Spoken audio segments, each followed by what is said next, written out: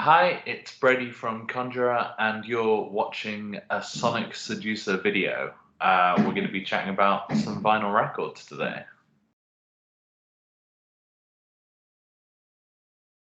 So, I'll kind of like preface this by saying I'm a big fan of vinyl. So, I've gone purely off vinyl records that I own, which is uh, something that I definitely wasn't into when I first started getting into music. So the first album I actually physically bought was, I got two at the same time. I got The Poison by Bullet for My Valentine and Deep Blue by Parkway Drive on CD.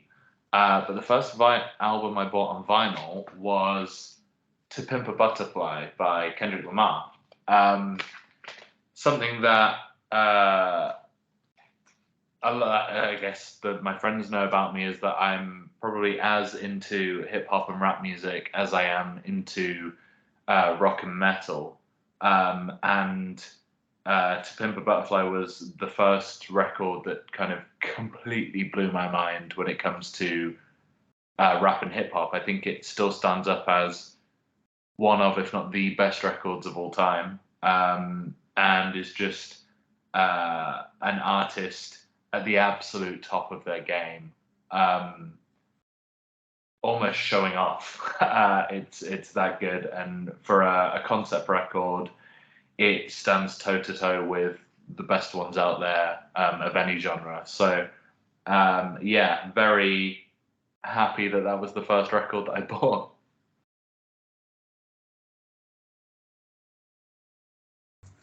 Yeah, so this would be Splinters from an Ever-Changing Face by End.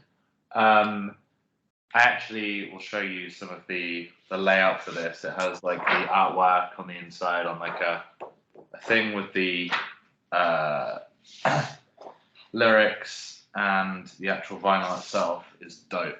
Like a little kind of mint swirl on that. But we toured with End last month. Was it this month? Recently, we went out and did 10 shows across Europe and was absolutely blown away. Kind of from day one, not only were they the nicest people, but they absolutely crushed it. And I'd listened to the record a little bit before seeing them live. Seeing it live, it's like a whole other beast. So to be able to come back from the tour with the record and really kind of like dig into it, and just these songs have so many hooks, so much aggression. It's just like that perfect melting pot of proper old school hardcore, and then just like that new Will Putney modern metal edge. It all comes together, and yeah, this band are going to be fucking huge. I cannot recommend it enough.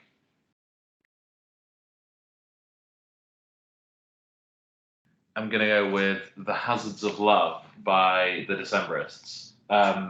This is a record that our other guitarist and conjurer Dan got me into, and it's kind of like a sprawling folk concept record by the Decemberists. So they're like a modern indie folk kind of band from Portland, Oregon, in the US. But this record kind of, it's a bit of a departure for them. So it's a full concept. It's got like a full story that's a little laborious to go into, but it's one of those records that I put it on and was just transfixed from start to finish. It is gorgeous. It's inventive. It is exciting. Kind of like following through the narrative is always kind of constantly enchanting.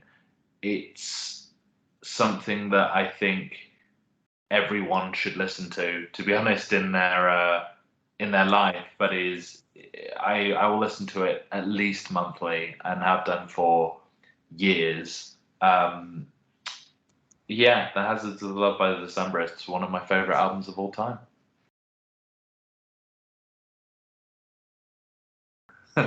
This is fun. So I as I've mentioned, I'm a big hip hop fan, and I got given the first Cardi B record for Christmas a few years ago, which I absolutely love. Huge fan. I think I was kind of, when Bodak Yellow, that first single, came out, I was a little bit dismissive of her, and then hearing the full record, I think it's absolutely fantastic. That isn't the record that I think people would be surprised that I own. As soon as she released something else, I was like, I'm going to pre-order it. It'll be great. So I have WAP on vinyl, signed as well, which the Megan Thee Stallion Cardi B collaboration single. It comes with the explicit version, the amended version, the radio edit, and the instrumental. So it is a 12-inch single, essentially. I think it was ultimately a waste of money, because what's the point of just having one song on vinyl? But I'm pretty stoked that I own something so ridiculous. This is a record that I've loved for years, but only recently managed to get on vinyl. So this is the self-titled debut album by Turbo Wolf.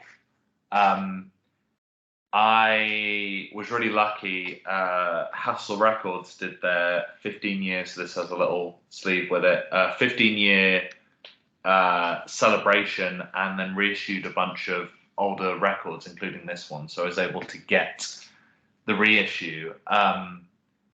I have loved this band for so many years. This record is the perfect blending of like heavy, almost stonery rock with a bit of metal and some kind of trippy. I'm trying to think of the right word to describe it. It's amazing. Which is not very descriptive, I realise.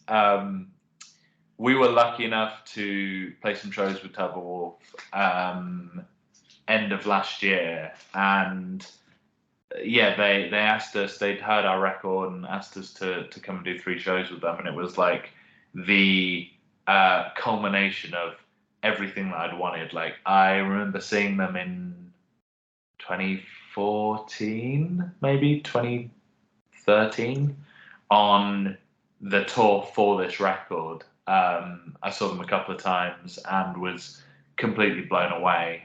So yeah, if you like guitar-based music, if you like riffs, if you like just like punchy songwriting, this is the record for you. And the artwork is just so cool. I'm going to give you a little close-up on that. I've never got any tattoos, but the closest I ever got was getting this snake and triangles. I was one call away from calling up a tattoo artist and getting it booked, but I am a coward, so decided against it. But yeah, Turbo Wolf. Everyone should go and listen to it right now.